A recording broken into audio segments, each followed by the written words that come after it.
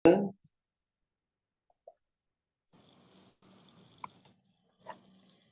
poin 10, 11 itu sudah masuk proses inti, yang mana pasien dalam keadaan terlentang, seperti pada gambar itu prakteknya Bu Sukma ketika kita melakukan kegiatan gurah massal di salah satu majelis taklim di daerah Blitar. Pasien terlentang, kemudian kita instruksikan sebagaimana poin 8, 9. Setelah pasien itu mengambil nafas panjang, ditahan tetap rileks, bismillah masuk. Sekiranya dapat sepertiga, langsung instruksi telan. Telan terus sampai habis, telan. Andaikan nanti belum habis, pasien telah kehabisan nafas, bisa kita hentikan dulu pengaliran ramuan ini untuk pasien melanjutkan menelan ramuan yang telah kita masukkan. Setelah selesai telan semua, bisa diperintah ambil nafas lagi, setelah tahan, masukkan lagi. Terus diperintah telan. Telan sampai habis semua, telan, dan telan. Sampai semua habis. Nah, kapankah kita menyuruh pasien tengkurap? Ketika kita yakin ramuan sudah tertelan semua. Atau ketika kita dapat melihat air mata di sudut kedua mata pasien. Ketika kita melihat ada air mata di sudut kedua mata, kita segera perintahkan pasien tengkurap. Seperti itu. Nah, ketika pasien tengkurap, untuk mempercepat reaksi, kita bisa halus-halus daerah kening, kepala, cukup ringan saja, nggak usah pijet, untuk mempercepat reaksi gurah tadi. Sesekali pasien diperintah memancing reaksi, yang mana kita suruh dengan mengadakan batuk ringan, muntah ringan, sehingga lendir-lendir yang ada di tenggorokan, rongga paru, bahkan di lambung yang berupa kerak-kerak lambung, kotor-kotoran lambung, bukan kotoran yang di usus besar ya, yang di usus besar keluarnya ke bawah, yang lambung bisa dengan muntah lewat atas. Karena dalam metode tibbun nabawi apapun, proses keluarnya penyakit itu diantaranya dengan muntah. Jadi muntah itu dalam tibbun nabawi termasuk metode pengeluaran penyakit. Nah, bisa saja penyakit yang di lambung kita naikkan dengan muntah. Maka itu biasanya kita bantu dengan penambahan dosis 1 sedotan 3 ml, untuk itu diminum. Dalam keadaan posisi tengkurap, kita kasih minum dengan sisa gurah yang telah kita masukkan dari hidung, atau sisa di gelas kita masukkan dari mulut. Nah, setelah itu mungkin ada mual, ada rasa muntah, silakan muntah. Hanya saja perlu diingatkan untuk dikendalikan. Karena kalau tidak dikendalikan nanti muntahnya berlebih, batuknya berlebih, ada iritasi di saluran tenggorokan.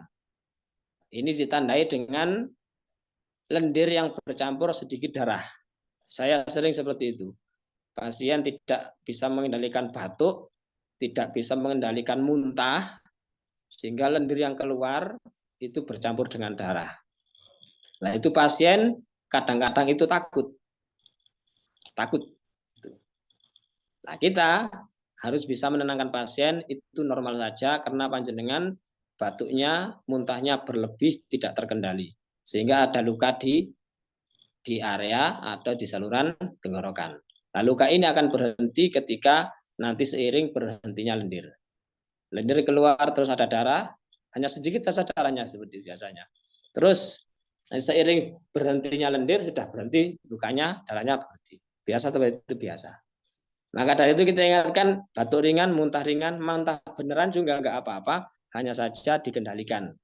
Kalau tidak terkendali, nanti khawatir ada iritasi di tenggorokan.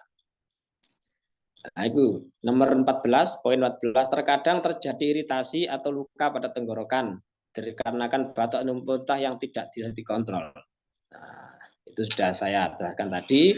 Jadi tetap disugesti agar fokusnya itu mengangkat yang bawah naik, nanti yang atas ini akan turun sendiri. Nanti ada beler, ada ngingus atau ngiler, biar saja, nggak usah diusapi. Kadang pasien jijik diusapi itu akan memperlambat proses gurahnya. Jadi nggak tambah mempercepat, malah memperlambat. Seperti itu. Karena hidung yang beler tadi, yang sudah di luar akan menarik yang di dalam. Dengan gravitasi bumi, yang di luar akan menarik yang di dalam. Dan terus berlanjut seperti itu. Putus, turun lagi, putus, turun lagi. Dan seterusnya sampai tuntas. Nah, biasanya hidung buntu total, setelah sekitar 10 menitan sudah buntu total. Nah, kalau mau lebih cepat lagi, kalau pasien itu bisa mungkuk, muntah, atau batuk ringan, itu akan lebih mempercepat reaksi keluarnya ingus daerah sini, naiknya lebih mempercepat lagi. Nah, itu seperti itu. Nah, kalau kita putus apa yang gantung tadi, ngeluarkannya ini sulit lagi. Karena di pangkal hidung ini itu lengket sekali biasanya. Sehingga disemprot nggak bisa, dinaikkan juga nggak boleh. Jadi nggak boleh disenggurkan balik, mboten angsal. Disebul juga nggak boleh. Biar turun sendiri. Seperti itu. Disedot ke dalam beresiko, di semprot ke keluar juga beresiko, karena nutupnya itu full total biasanya.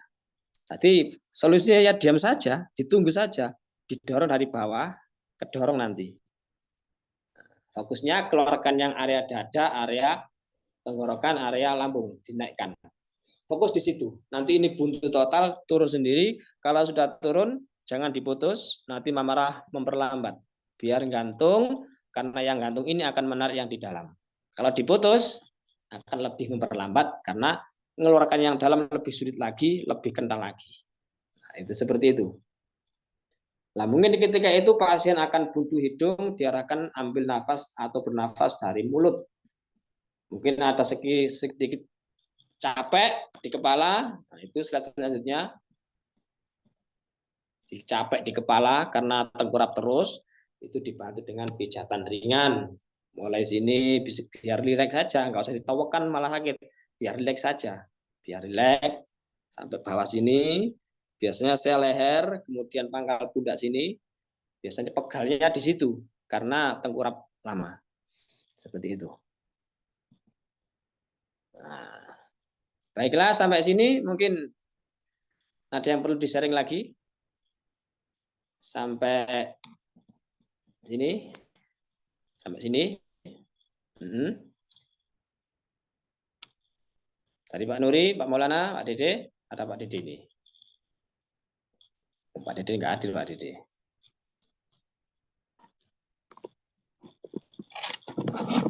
Iya, hadir Pak Dede, cuma waktu mati gak kembali lagi katanya. Iya. Izin bertanya Pak Burhan. Kita mengetahui tuntasnya gurah itu seperti apa gitu. Pas pasien kira-kira sudah tuntas gitu terapi gurahnya, atau nggak keluar lendirnya, atau gimana tuh mengetahuinya? Tuntasnya itu awalnya buntu ketika proses gurah, itu keduanya sudah rasa pengar yang ada di hidung juga tenggorokan karena ramuan tadi sudah tidak ada. Itu. Jadi ketika hidung yang buntu kembali berlubang keduanya, kemudian efek pengar ramuan di hidung di tenggorokan juga sudah tidak ada, berarti prosesi gurah sudah selesai. Dan mungkin walaupun begitu, nanti setelah kita suruh bangun, kita ajak ngobrol, masih beler, rasa sisi masih ada. Itu hanya bekas-bekas efek ramuan tadi. Yang jelas ketika buntu telah berlubang kembali, pengar di hidung dan tenggorokan sudah nggak ada, proses gurah telah selesai. Hanya bekas-bekas saja, mungkin rasa sisi atau ngiler atau ngingus sedikit itu normal saja. Bisa kita selesaikan dengan memberi air hangat. Air hangat untuk meluruhkan sisa-sisa yang ada di tenggorokan supaya turun. Itu. Kuncinya di situ. Hidung yang buntu berlubang lagi, rasa pengarnya ramuan di hidung dan tenggorokan sudah tidak ada. Berarti proses gurah telah selesai. Pasien bisa kita suruh bangun. Nah, terkadang pasien itu nggak betah tengkurap loh, ya. Nggak betah tengkurap. Jadi dalam keadaan buntu-buntunya hidung, beler-belernya nggak betah tengkurap, ada seperti itu. Bolehkah kita suruh duduk? Boleh. Kita suruh duduk saja dengan dingkluk, dengan ambil tempat sampah atau bawa kresek sehingga muntah di situ, beler di situ tidak apa-apa. Dengan duduk, nggak apa-apa. Tidak seperti tengkurap gitu aja, nggak apa-apa. Baik, bisa difahami Pak Nana ya? Ya, terima kasih Pak Burhan. Nah, ada lagi?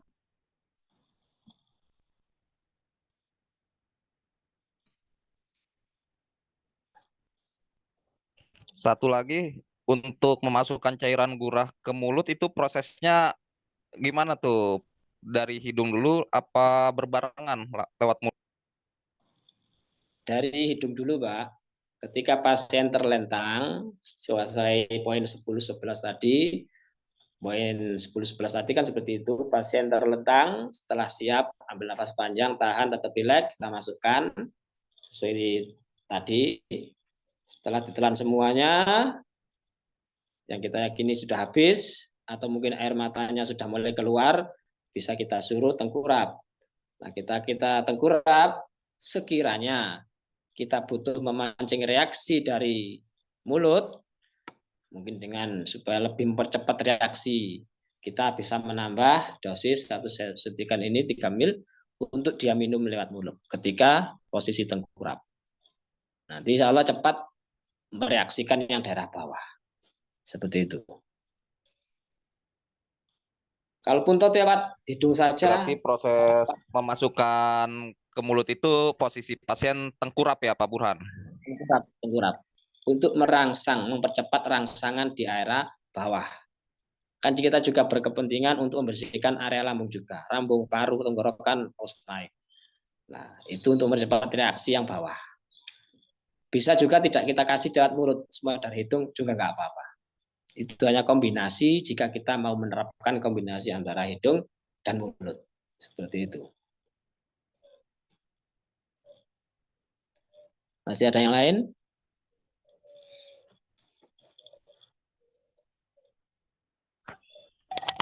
Ya, cukup. Terima kasih Pak Burhan. Ya, sama-sama.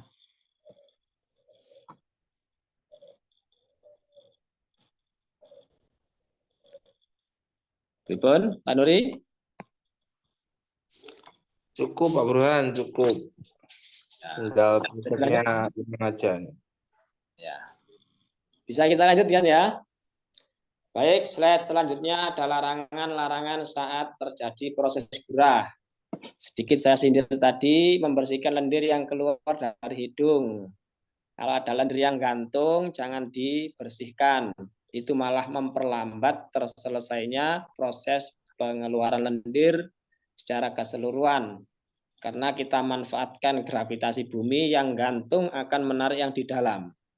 Ketika kita putus, yang di dalam lebih sulit keluar lagi.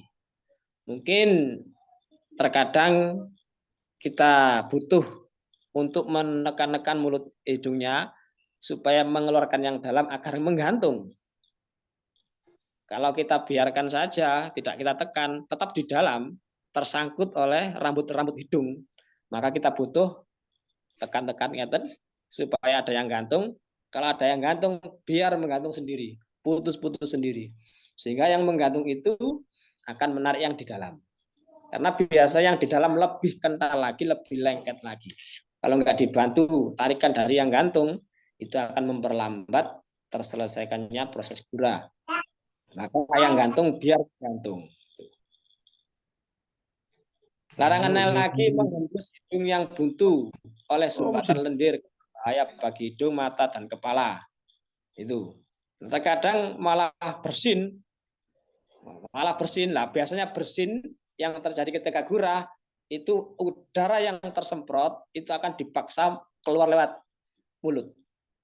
Jadi karena hidung buntu, mulutnya yang nyemprot udara. Biasa seperti itu biasanya.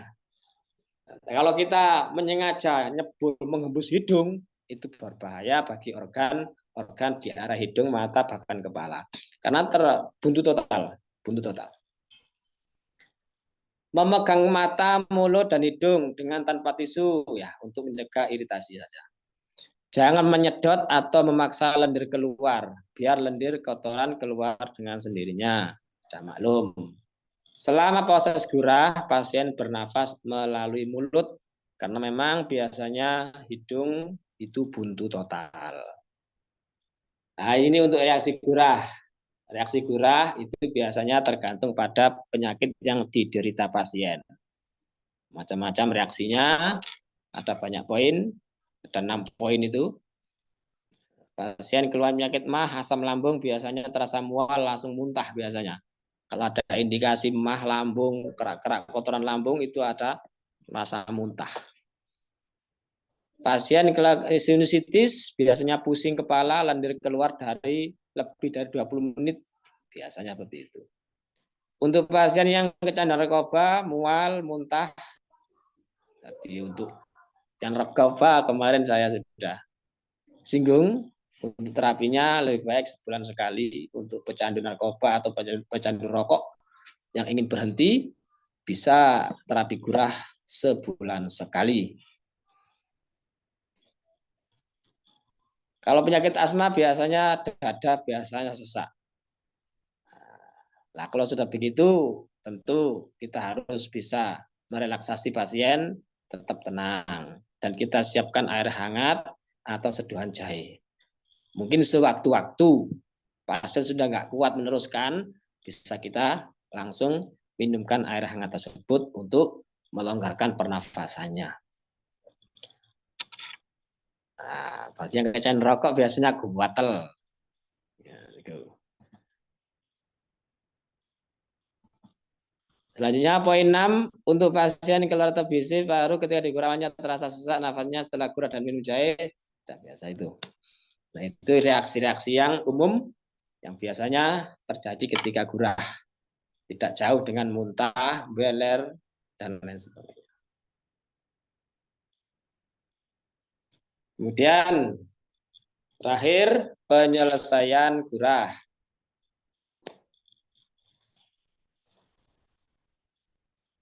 Setelah lendir keluar semua, maka akan diakhiri dengan keluarnya lendir bening. Biasanya tahap awal itu yang keluar itu lendir yang keruh. Mungkin kehijauan, kekuningan. Semakin lama, lendir yang terakhir biasanya bening, kadang putih, seperti apa ya, air ludah seperti itu, kental, lengket. Biasanya tahap akhir bening, lengket. Bersihkan dengan tisu, perintahkan pasien mencuci tangan dan muka, pasien disuruh duduk dan diberi air hangat. Diberi minum air hangat. Itu akan meluruhkan sisa-sisa lendir yang belum terkeluar. Gitu aja masih rasa ngingus, masih ada. Tapi patokannya ya tadi, ketika hidung yang buntu kembali lubang, kemudian rasa pengar di hidung dan tenggorokan sudah tidak ada, berarti patokan gurah telah selesai. Bisa disuruh bangun, diminumkan air hangat. Memberitahu kepada pasien bahwa pasien gurah hidung itu sebaiknya untuk keadaan normal diulang tiap 6 bulan sekali. Untuk keadaan normal bisa dilakukan gurah ulang 6 bulan sekali. Itu 6 bulan sekali. Tapi ketika ada keluhan, mungkin 3 bulan, 4 bulan sudah mulai terasa sesak lagi atau sudah penuh lendir lagi tenggorokan, suara sudah terganggu, nafas sudah nggak bisa panjang, bisa dilakukan gurah lagi. Termasuk ada pasien saya yang saya anjurkan 6 bulan, ternyata 3 bulan sudah kembali lagi. 3 bulan kembali lagi. Ternyata kerjanya di gudang pabrik tepung. Pabrik tepung bagian gudang. Oh, berarti polusinya terlalu over. Sehingga 3 bulan sudah nggak kuat dia. Nafas sudah mulai memendek, sudah ampek, cairan sudah lendir sudah banyak, sehingga 3 bulan datang lagi gurah lagi. Seperti itu, kondisional. Jika normal 6 bulan sekali cukup. Karena setiap hari, setiap saat kan tubuh metabolisme tentu ada kotoran yang tidak terbuang dari keringat, dari kotoran yang nyangkut di daerah pernafasan, itu maksimal 6 bulan sudah dibersihkan lagi dengan gurah. Kalau tidak ada keluhan. Kalau ada keluhan, ya seketika ada keluhan. Apakah gurah bisa dilakukan sebelum 1 bulan? Ada yang tanya seperti itu. Bisa. Hanya saja tidak disarankan karena sensasi pengar dan pedas panasnya lebih terasa. Maka untuk rutinitas bagi pecandu narkoba atau orang yang mau berhenti rokok itu paling cepat 1 bulan. Kurang dari itu biasanya sensasi panasnya lebih lagi. Karena belum pulih benar yang terlewati ramuan tadi, pengar panasnya sudah dilewati lagi. Itu beresiko juga. Resiko apa? Bisa mengurangi kepekaan indera penciuman, bisa mengurangi kepekaan indera perasa. Karena terlalu sering dilewati ramuan gurah tersebut. Dan terlalu sering dipaksa keluar lendirnya. Itu akan mengurangi kepekaan daya peka indera perasa dan indera penciuman. Maka walaupun untuk terapi kesembuhan narkoba, rokok, paling cepat 1 bulan sekali. Keadaan normal 6 bulan sekali. Lebih dari itu, ya tidak apa-apa. Kurang dari 1 bulan, harus hati-hati, mungkin dapat mengurangi daya peka indera perasa dan indera penciuman. Nomor 6, minimal selama 1 minggu ke depan, pasien dilarang, dalam tanda petik, kalau bisa dilarang. Kalau nggak bisa, disuruh mengurangi konsumsi makanan pedas, terlalu panas, terlalu dingin, berminyak, dan es. Biasanya saya cukup 3 saja. Terlalu pedas, es, gorengan, ya, seperti itu. Kan favoritnya orang Indonesia kan seperti itu. Pedas, gorengan, es. 3 itu aja. Seminggu ke depan dikurangi. Kalau bisa, ya semaksimal mungkin sangat dikurangi. Kalau ditinggal ya sulit lah. Apalagi pedas. Nggak pedas nggak nikmat. Nggak lezat. Dikurangi seminggu ke depan setelah gurah, makanan pedas, gorengan, dan es. Minum air hangat, teh hangat, jahe hangat sehari semalam di hari setelah selesai gurah untuk memaksimalkan hasil dari gurah tersebut, karena organ yang berkepentingan di gurah tadi itu habis kerja keras, maka direlaksasi dengan yang hangat-hangat. Khusus untuk gurah suara dianjurkan tidak boleh minum es, gorengan, dan makan pedas selama 7 hari ke depan. Gurah suara. Nah, kalau mau keluarkan sisa ingus lendir harus kiri kanan bergantian dengan menggunakan tisu. Itu teknik juga bisa kita terapkan sehari-hari. Kalau mau ngingus, jangan berduaan, sebelahan. Kalau mau ngingus, nggak sebelah. Buntu 1, semprot pelan, jangan terlalu sendat. Nanti kalau buntu bisa mengakibatkan sakit di sini. Selanjutnya, penutup waktu dan tempat gurah. Waktu, tempat yang tenang, nyaman, santai, sejuk, segar, dan jauh dari kebisingan. Waktu yang baik itu pagi hari dan malam hari. Tentu dari jarak makan tadi sudah kita bahas, minimal 2 jam dari makan terakhir. Kalaupun toh lebih kurang dari itu, 1 jam baru gurah, jam 7 makan, jam 8 gurah, nggak apa-apa. Nanti paling muntah gitu aja. Hanya saja nanti akan bertambah pedas, karena akan bercampur dengan pedasnya bumbu masakan. Cabai juga. Pasien yang tidak dianjurkan gurah, pasien dengan keluhan hipertensi parah. Karena dalam gurah itu butuh, katakan, energi yang fit, ada tekanan, ada tegang. Lah kalau itu terjadi ketika hipertensinya parah, bisa komplikasi dengan hipertensi, malah bahaya lagi. Pasien dengan penyakit jantung kronis, Pasien yang tidak fit atau fisik yang lemah. Fisik yang lemah tidak berurusan dengan umur ya. Karena kemarin saya jelaskan saya pernah lurah orang tua usia 73 tahun. Dan alhamdulillah sudah sangat bagus, keluarnya banyak sekali dan dia juga fit. Penderita kanker pita suara, pasien radang tenggorokan. Nah, saya pernah ketika gurah masal di Kota Mojokerto itu salah satu pasien ada radang di tenggorokan. Dia nggak bicara. Ketika saya masukkan baru separuh dia kesakitan. Baru ngaku, saya ada radang tenggorokan. Saya bayangkan bagaimana perihnya itu. Nanti belum separuh dia sudah bangun sendiri, nggak kuat. Saya kira gagal. Wah, nggak sukses sih, gagal hari ini. Ternyata tidak. Belum separuh masuk saja, setelah dia bangun, cuci muka, kumur-kumur, minum, setelah itu dia muntah, ngelendir, ngingus, banyak juga.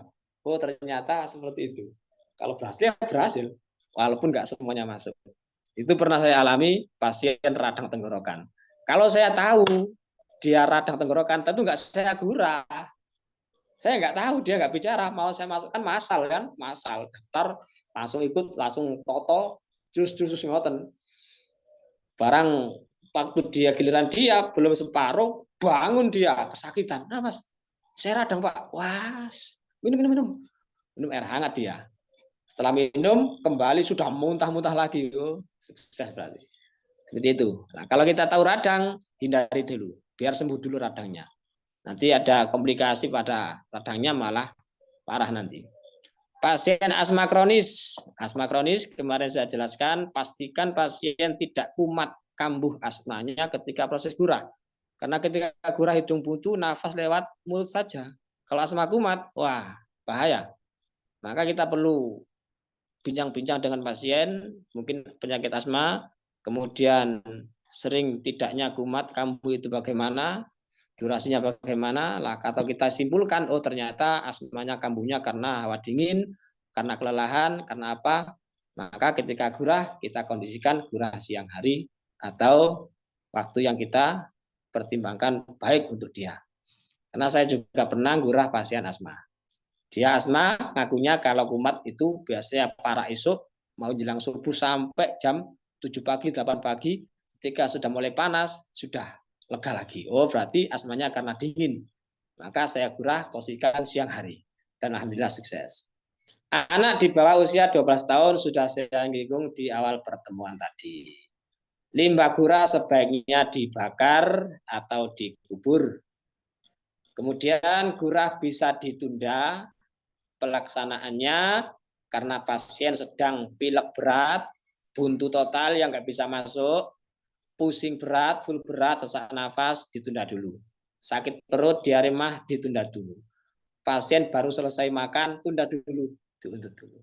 Semua itu kita lakukan hanyalah ikhtiar, wallahu bitakdir. Kita yang berusaha, Allah lah yang menentukan kesembuhan pada pasien. Hanya bisa berdoa, semoga yang kita lakukan bermanfaat untuk kesembuhan pasien kita. Selesai, semoga yang kita bahas bermanfaat dan diberi Allah keberkahan untuk kita, keluarga kita, dan orang-orang sekitar kita. Amin ya rabbal alamin. Sebelum kita tutup, apakah ada yang perlu di-sharing lagi? Silakan. Bagaimana? Mau tanya Ustaz, tadi dari poin apa itu namanya yang tidak sebaiknya tidak dilakukan saat gurah tadi poin ke-6 kalau nggak salah karena jangan istilahnya jangan bernafas lewat mulut ada tadi itu kan kondisi hidung pasti buntu kalau nggak boleh lewat mulut gimana Ustaz? Yang proses pada waktu proses gurah. Ya proses gurah. Nah, poin 6 kalau nggak salah tadi. Poin 6. Belum sebelumnya tadi. Sebelumnya lagi. Oh, larangan-larangan. Yang larangan-larangan. Selama gurah itu tadi, selama gurah pasien bernafas melalui mulut. Ya, kan Ya nggak sudah itu. bisa Ustaz. Hah? Saya pas waktu kurang sendiri aja itu nggak bisa keluar anginnya, nggak bisa keluar Iya, nggak bisa. udara. Kalau nggak boleh keluar mulut gimana, Ustaz? Loh, nafasnya lewat mulut, Pak. Yang poin Oh, ini, iya, yang selama selama kurang pasti berawat mulut kan terlarang saat kurang tadi. larangan pasien bernafas melalui mulut. Oh ya, berarti pemahamannya tidak bernafas lewat hidung, tapi lewat mulut. Gitu ya. Iya, iya, iya. Iya. Jadi jangan Kan nafas lewat hidung lewat buntu, tapi nafas lewat mulut. mulut. Makanya tadi kan Seperti itu. nggak bisa lewat, kalau dari hidung nggak bisa, sedang nggak boleh lewat mulut. Lewat mana, Pak? Lewat Nah, itu kuping. Iya, ya, benar-benar. Baiklah, seperti itulah. Nanti ya. nggak bisa lewat hidung, tapi lewat mulut. Teliti sampean. Enggak? Ada yang lain? Di-sharing lagi?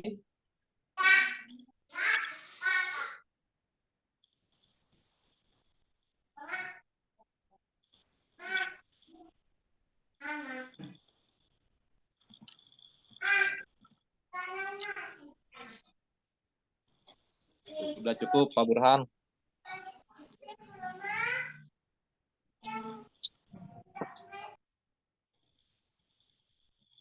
Sudah cukup ya? Cukup. Silakan dipraktekkan, bisa mandiri. Kalau mandiri mungkin ramuannya nggak harus langsung semua ya. Cukup alirkan saja. Mungkin dengan duduk juga bisa. Alirkan, telan, alirkan, telan, alirkan, telan. Itu. Sampai habis. Tambah lewat, kemudian diusahakan mungkup, muntah yang dapat dikendalikan. Seperti itu. Atau mungkin kita gurah-gurahan sama teman kita bisa. Tekniknya seperti itu. Intinya prosesnya pada poin ke-10-11 tadi, ambil nafas panjang, tahan, rileks, masuk, telan, nafas habis, ambil nafas lagi, penyemprotan bisa kita hentikan, ambil nafas lagi, masuk lagi sampai habis. Ketika mata sudah berair atau kita yakini ramuan telah tertelan semuanya, pasien suruh tengkurap, bisa kita tambah dosis untuk dia telan lewat mulut. Setelah itu fokusnya area bawah dinaikkan dengan batuk atau muntah ringan, tapi tetap terkendali. Kalau tidak terkendali nanti bisa iritasi tenggorokan, luka. Itu biasa terlihat dengan lendir yang keluar bercampur darah. Tapi tetap tenang saja, nanti seiring lendir yang keluar akan terjadi pengeringan dengan sendirinya. Seperti itu. Fokus pada area bawah, naik, yang atas juga turun, tapi turun dengan sendirinya. Yang gantung akan menarik yang di dalam, kalau putus lebih sulit lagi. Butuh dipin supaya ada yang gantung. Ketika gantung biar saja yang dalam tertarik lagi sampai selesai. Selesainya ketika hidung yang buntu, lubang kembali, rasa pengar di hidung dan tenggorokan karena efek ramuan tadi sudah tidak ada. Berarti proses gurah telah selesai, kita dudukkan pasien, kita beri air hangat, dan kita kasih instruksi seminggu ke depan hindari atau kurangi es, gorengan, dan pedas. Seperti itu dan bisa diulang 6 bulan sekali dalam keadaan normal atau ketika ada keluhan, dan paling cepat diulang 1 bulan sekali untuk terapi orang yang ingin berhenti narkoba atau orang yang ingin berhenti rokok. Seperti itu, selebihnya bisa kita bahas di grup atau sehari-hari bisa sharing, dan mungkin suatu waktu kita akan jagokan seperti ini lagi, sering-sering lagi, mungkin akan ada manfaatnya. Nah, bisa ditutup ya? Sudah cukup ya? Cukup juga. Siap, cukup, Baiklah. Pak Burhan. Terima kasih. Alhamdulillah. Semoga ada manfaat dan hikmahnya.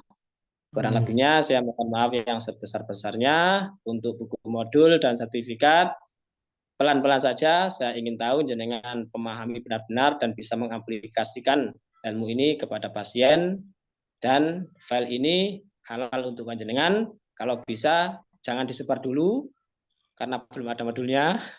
Refillnya untuk jenengan saja. Oke. Matur suwun. Assalamualaikum warahmatullahi wabarakatuh. Waalaikumsalam warahmatullahi wabarakatuh. Terima kasih banyak pada Ustadz Burhan atas pemaparan di pelatihan lurah pada malam hari ini.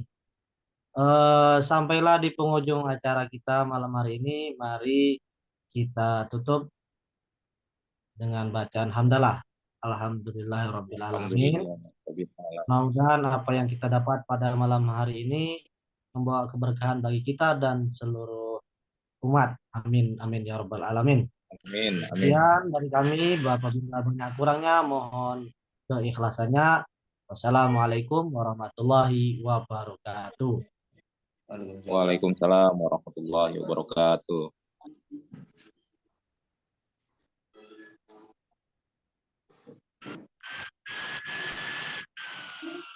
Nah.